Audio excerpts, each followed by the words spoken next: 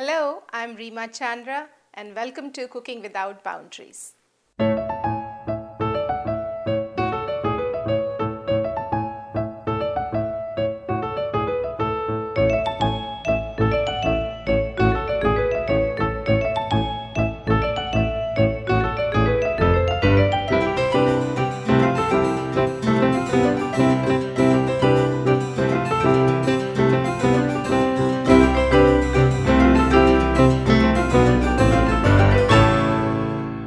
Welcome back to my kitchen. Today we are going to be cooking 3 dishes again, and oftentimes I talk about lifting our own boundaries, and some of those boundaries have to do with I do not have this particular spice or that ingredient. So today I have chosen something which is a must in every kitchen. It is black pepper. And today's featured spice would be black pepper.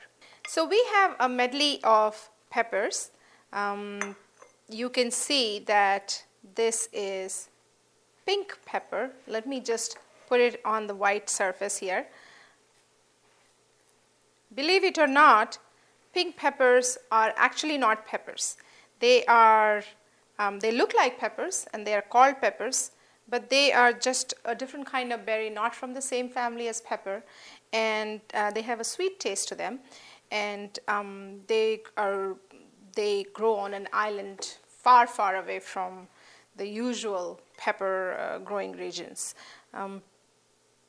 And this brings a balance to the heat of black, white, and green pepper. Green peppers are black peppers actually plucked before it matures. So they are green in color and they are not as hot as as spicy as black peppers are. The next one I want to mention is white pepper. White peppers actually they are black pepper well into maturing, and they turn white. Then how do we have black pepper? What happens is when the black pepper berries are going through their maturation, they are plucked right when they are about to mature, and they are put through a processing, somewhat cooking processing, boiling, and that turns peppers into black. And that's what we eat in our everyday life. So today we are going to be using a medley of these 4 different peppers in our 3 dishes. So let's get started.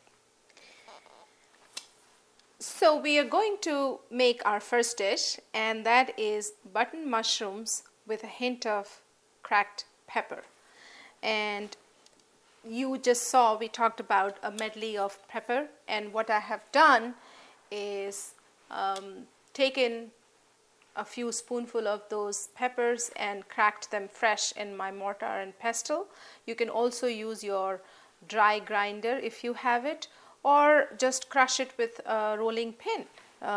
All of these methods would work. So here are the button mushrooms, and I have washed and dried them a little bit ahead of time.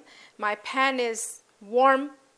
Actually, it's hot now to go start cooking, and we will start with the cooking oil now.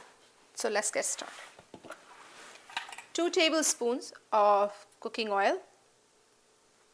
I use canola oil. You can use any oil that you want. And I will do a small amount of half a teaspoon of coriander powder, half a teaspoon of ginger, grated or paste or chopped finely ginger, and half a teaspoon of paprika. And I will place that in the pan.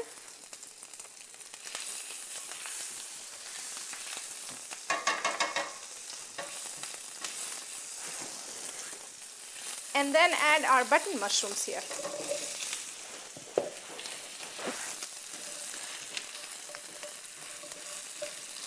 While cooking mushrooms, I like to keep the flame to medium, more on the higher side, because mushrooms release water, and on low flame they will quickly release water. So we don't want mushrooms to do this. This is a great dish for your appetizers to be served in cocktail hour. Goes very well with wine, you know, Riesling or Cabernet or even Pinot Noir. We will hold on salt right now. Now we will let it saute for a minute or two until we see that the mushrooms are browning. It's like caramelizing, and then we will know that it's getting cooked without releasing the water. So oftentimes people ask me, it must be so much of work to cook with fresh ingredients, and my answer often is no. If you have certain gadgets in your kitchen, it becomes very easy to put together things quickly.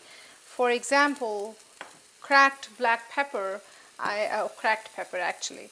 I just pounded here about 2 tablespoons of it, and you know, they are coarsely cracked. They're not exactly finely pounded. So, and this is all you need. It has released fresh aroma, and it's going to make your food taste great, instead of buying those bottled pepper and keep it in your pantry for months, which loses its flavor very quickly. So I think now our mushrooms are ready to take pepper and lemon juice and salt. So let's add those things. Where is my pepper? Here. Pepper is here. We'll put half a teaspoon of pepper, cracked pepper, just a hint. You know, you don't want too much of pepper, because that's going to make it spicy. And I'm going to use half a teaspoon of salt, maybe quarter teaspoon of salt with this much of mushroom. This is 1 pack of mushroom, and you don't want it to be too salty. And then we drizzle some freshly squeezed lemon on it. Here.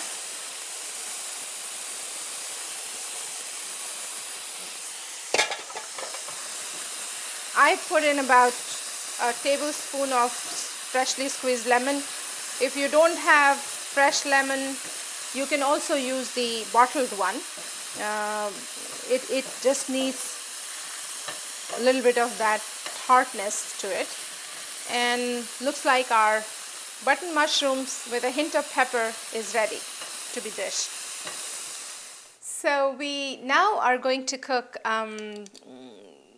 cracked pepper chicken, and we are going to lift some more boundaries from our kitchen.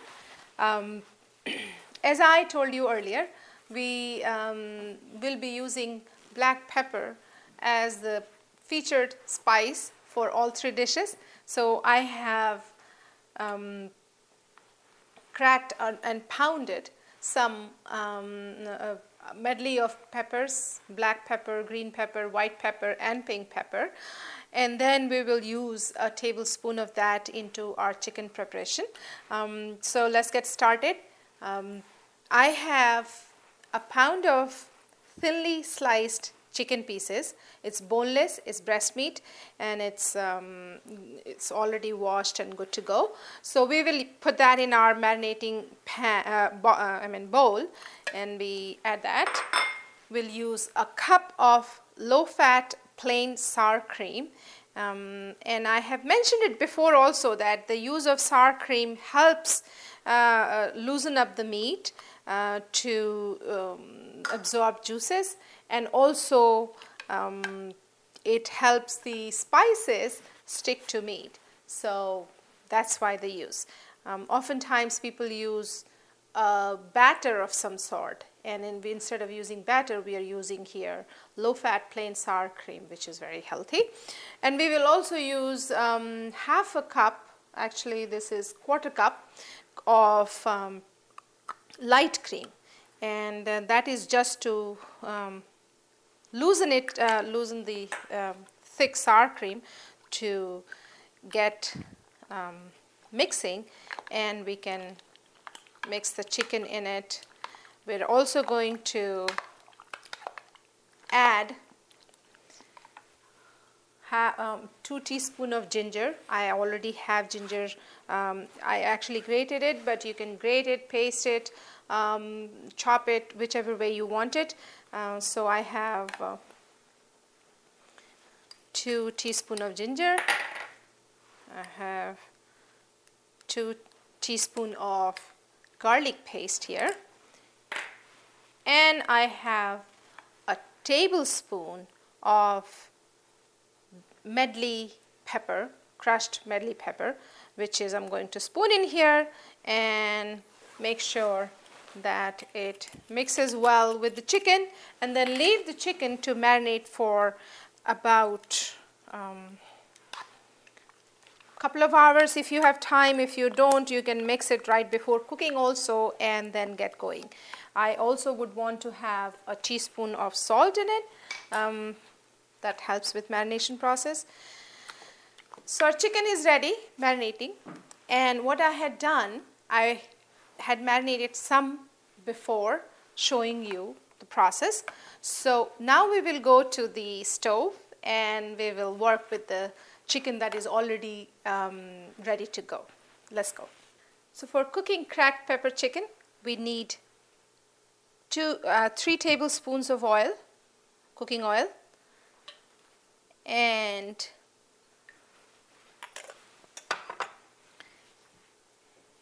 when we see that it is hot enough and smoking, we add the chicken pieces.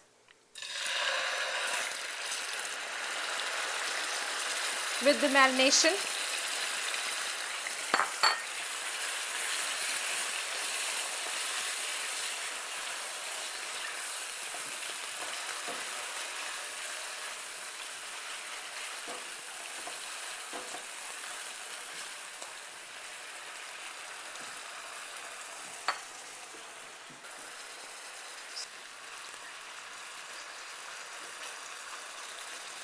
is sizzling and it's cooking, and we will leave it on low to medium flame for about 5 to 7 minutes.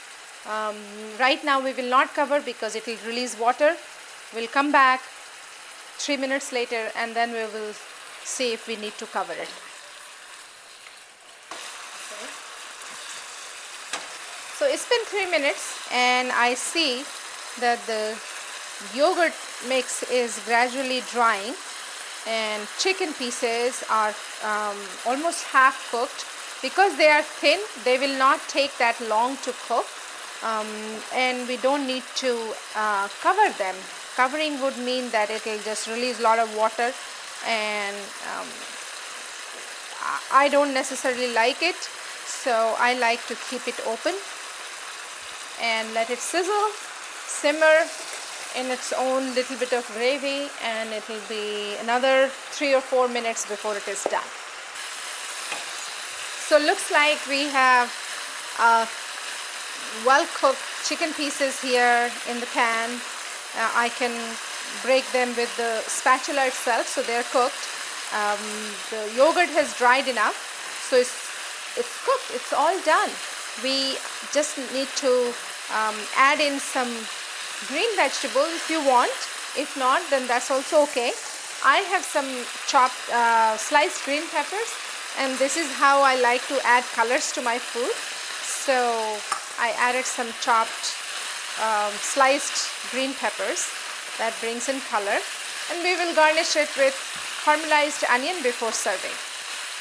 Now on to our peppered mint naan, and it is same naan that you have eaten probably elsewhere, a lot like pita bread that you can find in supermarket. We are just going to use some fresh mint and freshly cracked pepper on it.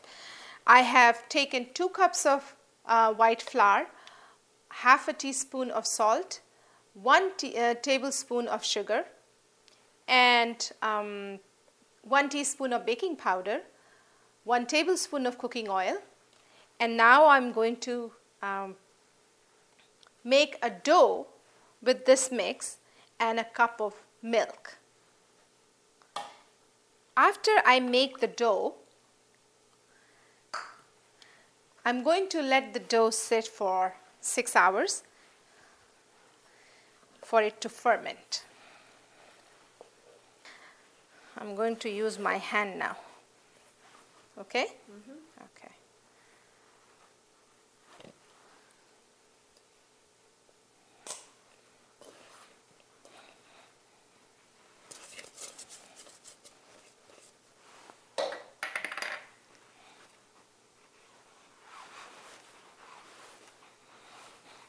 I'm going to gently massage it, make the dough smooth, and then leave it in a bowl with covered wet cheesecloth for it to ferment a little bit.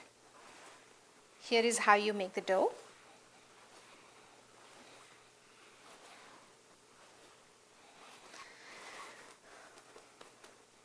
Looks like the dough is very ready to sit now, so we will transfer it to a different bowl and let it sit. So here is what I had prepared a little bit ahead of time, and for the dough to be ready for me to make naan while I'm talking to you. So this dough is ready to go. Sometimes while making the dough, and if it sits for some time, you might find that it has gotten a little too loose. I like to put in some flour on top and get it a little bit drier on the drier side, so that it's easy for me to then flatten it. So I'm going to put a little bit of dry white flour here because my hands are sticking to the dough. So let me get white flour.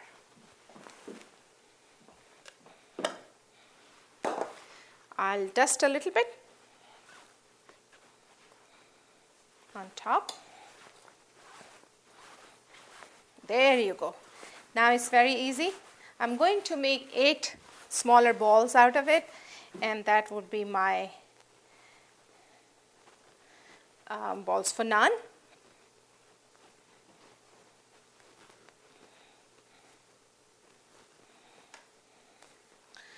There you go. Actually,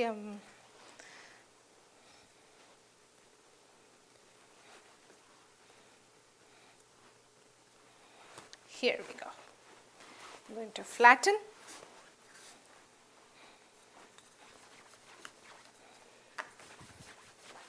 I love this rolling pin because this comes from my grandma. This is a little bit different from the rolling pins we find here. This is all one piece of wood, and you have to move your wrist in order to flatten the bread. The pin doesn't move by itself, so you have greater control over the shape of your bread, and I like that part where I can see that I can control the shape of my naan or any bread that I'm making. So one naan is already done. I'm going to make one more and then put them on a baking sheet into the oven for it to cook. Here you go. Looks wonderful, stretches well, and goes very well with cracked pepper chicken and mushrooms that we made today.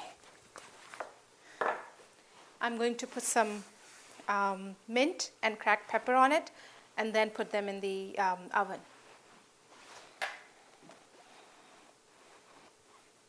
Sprinkle some chopped mint. Looks very good. Green. Roll it one more time so that mint sticks to flour. And then we are going to sprinkle some pepper on it.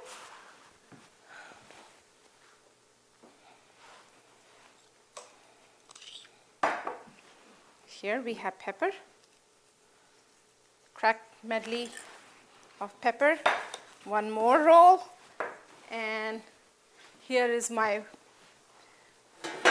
warmed up baking sheet. I'm going to transfer this here.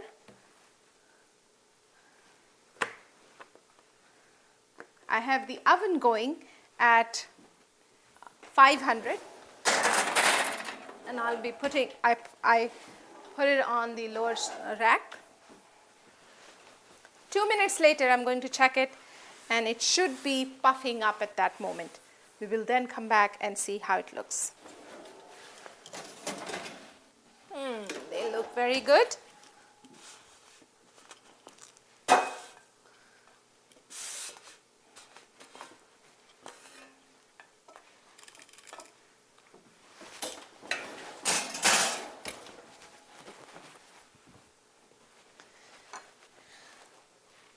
Hot sizzling naan is ready. We will just brush it with a little bit of melted butter.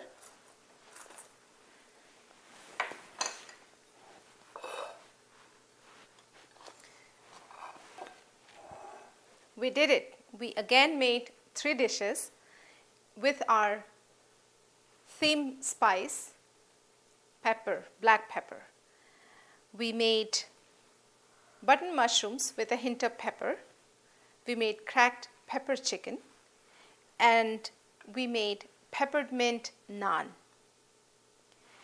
Do you see how we took a very commonly used spice, pepper, and we made 3 dishes out of it? Although they will taste somewhat, they'll have a hint of Indian cuisine, but I do not know what is just Indian about it. There is mushrooms, there is red peppers, there is chicken with black pepper in it, and there is the white flour turned into naan.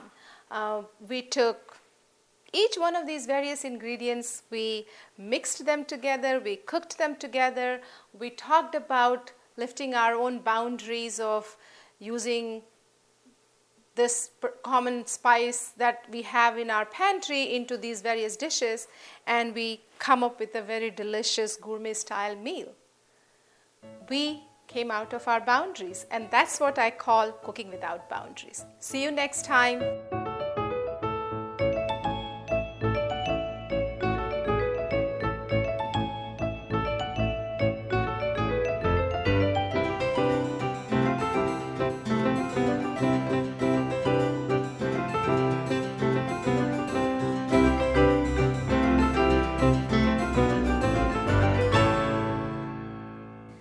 Hi, I'm Reema, and I'm back with a very helpful tip for you from my kitchen to yours.